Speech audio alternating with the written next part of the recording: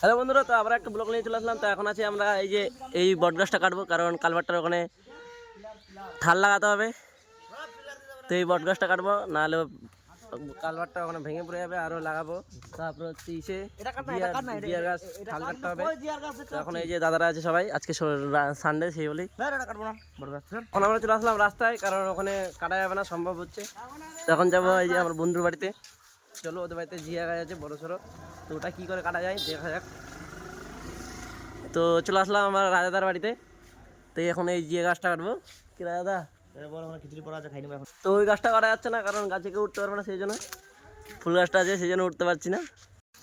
তো এই যে আমাদের জিয়ার ঠাল কাটা হয়েছে, তো এইটি এখন লাগালে এইটাই গাছ হয়ে যায় জিয়ার ঠাল।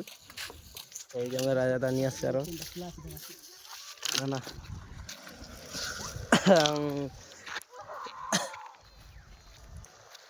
বর্তমানে মানে হচ্ছে এই কালভার্টের এখানে ওই জিনিসটা এখন বন্ধ করে দিয়েছে, কারণ এখন তো জল টল আসে না।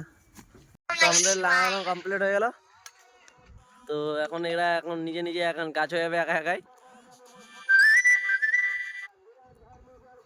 পুরা লাইন লাইন করে এক একটা করে লাগাই দিলাম।